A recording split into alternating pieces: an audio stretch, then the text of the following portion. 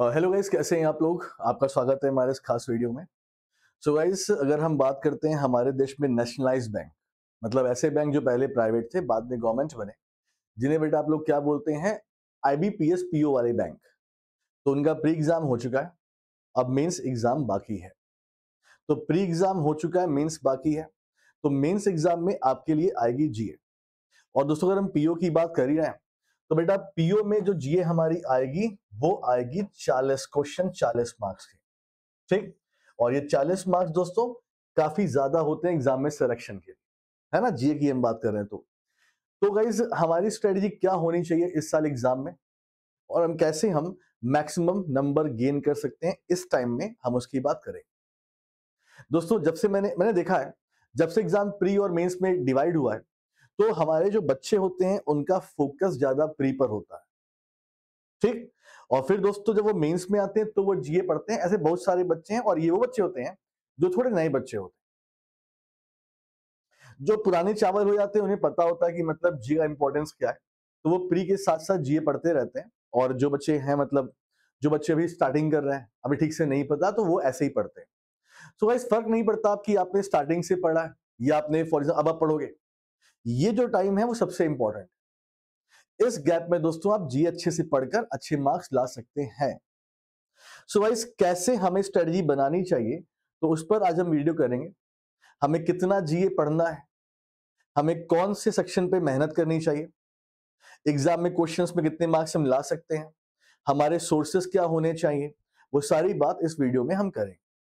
ठीक दोस्तों, तो ध्यान से देखना हमें जीए कैसे पढ़ना है। दोस्तों, सबसे पहले गाइज हम लोग बात करेंगे कि हमारे पीओ मेंस में हमें जीए में क्या क्या पढ़ना है।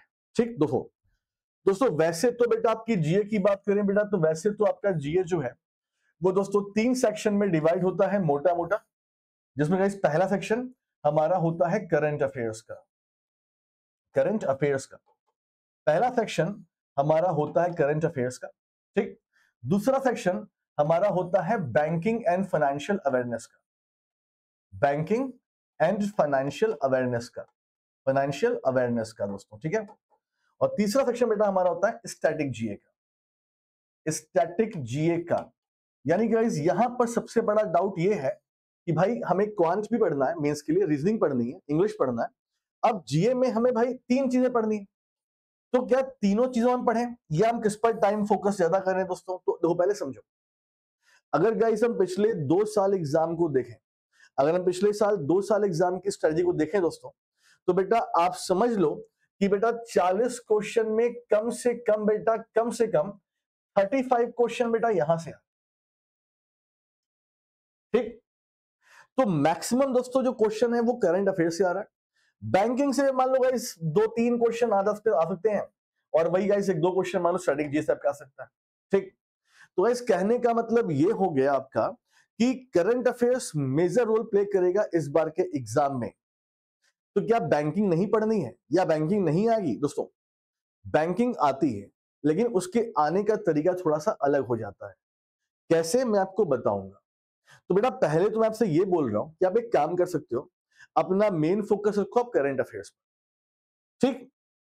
बैंकिंग फाइनेंशियल अवेयरनेस आ भी सकता है, नहीं भी आ सकता है दोस्तों। जैसे फॉर एग्जांपल गाइस, अगर हम बात करते हैं आईबीपीएस क्लरिकल की दोस्तों, तो बेटा पिछले साल बैंकिंग फाइनेंशियल सेक्शन से दोस्तों केवल 2 क्वेश्चन आए थे, और इस बार 9 क्वेश्चन आ गए। तो भाई ये हो सकता क्वेश्चन आ जाए। तो बेटा इसे कैसे पढ़ना है उसके लिए मैं आपको बताऊंगा तरीका कैसे पढ़ना है। पहले आप इस पर फोकस कर लो, करंट अफेयर्स पर। स्टैटिक अवेयरनेस में दोस्तों आप कुछ काम कर सकते हो। देखो, आप बेटा चाहो तो आप नेशनल पार्क पढ़ सकते हो कि नेशनल पार्क कौन से स्टेट में है। देखो दोस्तों, 2 दिन की बात होती है, आप 2 दिन में इस टॉपिक खत्म कर सकते हो। मेरा एक वीडियो पड़ा यूट्यूब पर, tricks to remember national park. आप उसे आराम से ट्रिक के थ्रू नेशनल पार्क पढ़ सकते हो। इसे पढ़ लेना यार, 2 दिन का टाइम लगता है बस पढ़ने का, क्यों अपना एक दिमाग खराब करना। मान लो क्वेश्चन एग्जाम में आ गया दोस्तों। ठीक। दूसरा गाइस, अगर हम बात करें बेटा, तो आपको दोस्तों इंटरनेशनल ऑर्गेनाइजेशन और हेडक्वार्टर्स भी दोस्तों पढ़ना है। हम कहां से पढ़ें सर कि हमें कम से कम टाइम में हो जाए? तो बेटा मेरा वीडियो ये भी पड़ा हुआ है यूट्यूब पर, आप बस डालना trick to remember international organisation headquarter by Abhijit sir. तो आपको मेरा इसका वीडियो मिल जाएगा यहां से। मैं क्या बोल रहा हूं कि आप 2 से 3 दिन में ये सब एक साथ खत्म कर सकते हो, ठीक है। और दोस्तों फॉर एग्जांपल दोस्तों स्टेडियम देख लेना।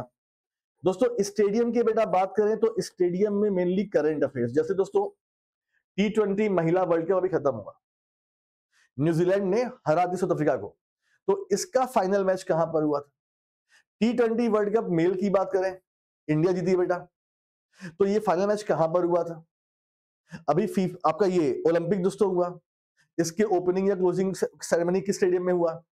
तो ऐसे क्वेश्चन बन जाते हैं। तो अगर आपका करंट अफेयर्स स्ट्रांग रहेगा तो आप ये क्वेश्चन भी यहां पे कर लेते हो दोस्तों। और एक एयरपोर्ट, इंटरनेशनल एयरपोर्ट दोस्तों, ये बेटा पीओ का अच्छा क्वेश्चन है, ये पूछा जाता है। इंटरनेशनल एयरपोर्ट पूछेगा बट भारत का पूछेगा आपसे, जैसे चौधरी चरण सिंह इंटरनेशनल एयरपोर्ट कहां पर है, ऐसे ही पूछता है। तो बेटा कहने का मतलब ज्यादा नहीं, अगर आपने ये सब कंप्लीट कर लिया तो आप स्टैटिक जे के लिए कूल रहो, एक दो क्वेश्चन बनेंगे वो आप कर ले जाओगे दोस्तों, ठीक है। चलो सो गाइस हमारा मेन मुद्दा करंट अफेयर्स का। तो करंट अफेयर्स में दोस्तों हम कितने मार्क्स ला सकते हैं, कैसे हम पढ़ें, तो बेटा उसकी बात कर रहे हैं। एक बात और दोस्तों, आप में से बहुत सारे नए बच्चे हैं, तो आप लोग पहले समझो कि जनरल अवेयरनेस में हम कितने मार्क्स ला सकते हैं अगर हम अच्छे से पढ़ाई करें। तो बेटा बहुत ज्यादा सपना मत देखो, मैं हमेशा बेटा बोलता हूं कि अगर आपने 40 में 20 भी अटेम्प्ट कर लिया विद फुल एक्यूरेसी तो आपने बड़ा अच्छा किया है दोस्तों। और बेटा फुल एक्यूरेसी पर एक्स्ट्रा मार्क्स मिलते हैं बता। तो 20 अटेम्प्ट, 25 अटेम्प्ट, 28 अटेम्प्ट, 13 तो बच्चे करते हैं। क्यों?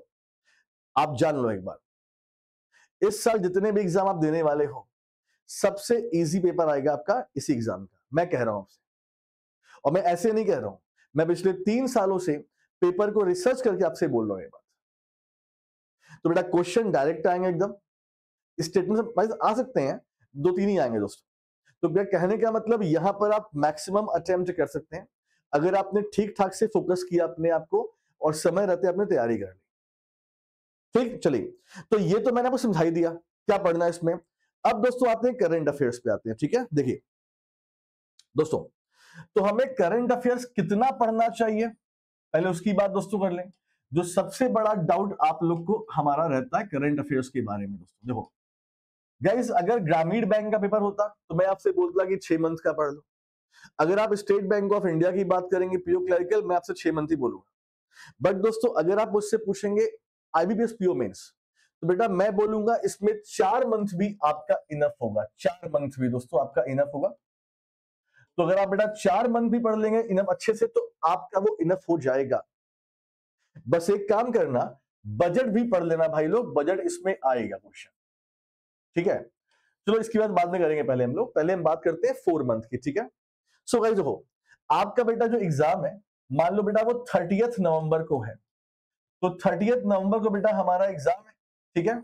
इसका बेटा मतलब क्या हुआ, हमें कौन कौन से मंथ का जीए पढ़ना है। तो बेटा कम से कम दोस्तों आपको बेटा नवंबर तो पढ़ना ही पड़ेगा, नवंबर।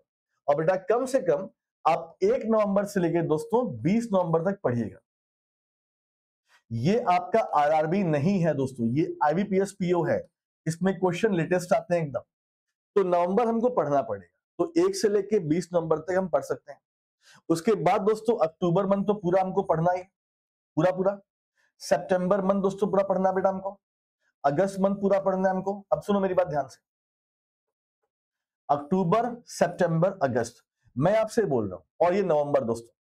अब बेटा मान के चलो कि कम से कम 70 to 75% क्वेश्चन बेटा इसी मंथ से आ जाएंगे आप। और ये मैं क्यों बोल रहा हूं, ये मैं पिछले 3 साल के पेपर के एनालिसिस बोल रहा हूं आपको, ठीक। और गाइस आपको जुलाई मंथ भी पढ़ना है, तो 1, 2, 3 और 4 मंथ आपका ये हो गया, और 15 दिन आपका हो गया, 20 दिन हो गया, नवंबर मंथ का हो गया। अगर आपने इतना पूरा कर लिया बेटा तो आप 80% 85% मान लो क्वेश्चन यहां से बन जाएंगे, ठीक है। तो बेटा कहने का मतलब क्या हुआ कि ये कौन कौन से मंथ हैं देख लो। तो अगर इन मंथ पे आपने अच्छे से फोकस कर लिया, देखो जीए में एक बात समझो, तुमने कितना पढ़ा है वो मैटर नहीं करता है, तुमने जो टॉपिक पढ़ा है करंट अफेयर्स में कितने अच्छे से पढ़ा है वो मैटर ज्यादा करता है। एक्यूरेसी एग्जाम में हमेशा काम आती है दोस्तों, बैंकिंग के पता है। एक्यूरेसी के लिए आपको ये 3-4 मंथ पढ़ने काफी अच्छे से पढ़ने, जिन बच्चों ने ग्रामीण बैंक का एग्जाम दिया है या फॉर एग्जांपल आईबीपीएस क्लर्क का मींस दिया है, तो वो तो पहले से पढ़ रहा हूं। जिन्होंने नहीं दिया दोस्तों, तो वो आपको देख लो ऐसे पढ़ना है। ठीक, तो बेटा यहां से आपका मैक्सिमम क्वेश्चन बन जाएगा। सबसे इंपॉर्टेंट बेटा मंथ अक्टूबर होगा आपके लिए, सबसे इंपॉर्टेंट अक्टूबर और सितंबर सबसे इंपॉर्टेंट होगा आपके लिए। ठीक, तो बेटा ये मंथ आपको फोकस करने करंट अफेयर्स। ठीक है, अच्छा आगे बढ़ते हैं। अब दोस्तों सर एक बात बताइए, तो करंट अफेयर्स में टॉपिक क्या हमारे हो सकते हैं जिससे क्वेश्चन बनेंगे? देखो दोस्तों, एक बात बेटा मेरी समझ लो कि बेटा करंट अफेयर्स में हर टॉपिक से क्वेश्चन पूछा जाएगा, हर टॉपिक से दोस्तों पूछेंगे क्वेश्चन, हर टॉपिक से। मतलब बेटा आप डिफेंस की बात करेंगे तो बेटा डिफेंस से भी क्वेश्चन बनेगा आपका। आप बेटा स्पोर्ट्स की बात करेंगे, यहां से भी क्वेश्चन दोस्तों बनेगा आपका। अगर दोस्तों आप बात करेंगे फेस्टिवल की, यहां से भी बेटा क्वेश्चन बनेगा।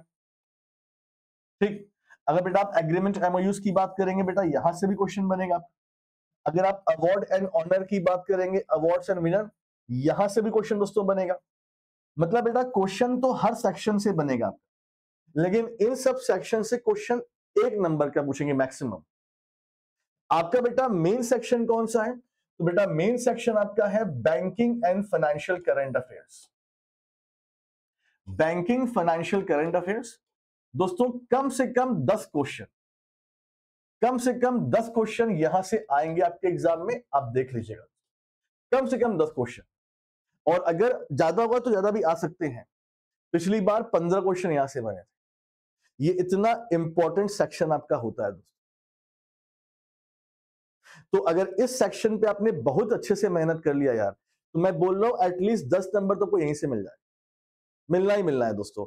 और बेटा इसमें बैंकिंग में रिजर्व बैंक ऑफ इंडिया की न्यूज, बैंक का एश्योरेंस, कौन से नए कार्ड लॉन्च हुए हैं, कौन सा एग्रीमेंट बैंकों ने किया है, ये सब बड़े होते हैं सेक्शन इंपॉर्टेंट। तो बेटा इस पर बड़ी मेहनत करनी है आपको, इस पर आपने मेहनत कर ली तो बेटा आपने लगभग लगभग आधी जंग जीत ली। मैं आधी इसलिए बोल रहा हूं क्योंकि आपके अटेम्प्ट 20, 22, 25 होते हैं, एक्यूरेसी वाली बात मैं कर रहा हूं। ठीक दोस्तों, उसके बाद गाइस इसके बेटा बात गवर्नमेंट स्कीम्स, सरकारी योजनाएं दोस्तों। तो बेटा गवर्नमेंट स्कीम्स आपकी कब से, आपको बेटा इसमें न्यू एंड ओल्ड दोनों पढ़नी होती है। न्यू का मतलब गाइस जो अभी 3-4 मंथ में आए, और बेटा ओल्ड का मतलब फ्रॉम द 2014। ठीक है, इसके बाद दोस्तों अगर हम बात करें, तीसरा सबसे बड़ा सेक्शन होगा नेशनल अफेयर्स का। नेशनल अफेयर्स वैसे बेटा क्या कि काफी बड़ा सेक्शन भी होता है, यहां से गाइस बड़े क्वेश्चन पूछे जाते हैं। और चौथा दोस्तों रिपोर्ट इंडिसेस, रिपोर्ट इंडिसेस। अगर दोस्तों इन 4 सेक्शन को आपने बहुत अच्छे से कर लिया, आपने काफी डीप में पढ़ लिया बेटा, तो आप मान के चलो दोस्तों कि 40 में से दोस्तों कम से कम बेटा मान लो 25 से 30 क्वेश्चन तो यहीं बन जाएंगे आपके, समझ रहे हैं? और इन सब टॉपिक से एक ही क्वेश्चन बन जाते हैं आप। तो सेक्शन कौन सा इंपॉर्टेंट है बेटा, उसकी बात हमने कर, यानी मंथ की बात करने हमने सेक्शन की। देखो अब बेटा मैंने आपसे क्या बोला था कि यहां बैंकिंग फाइनेंशियल अवेयरनेस।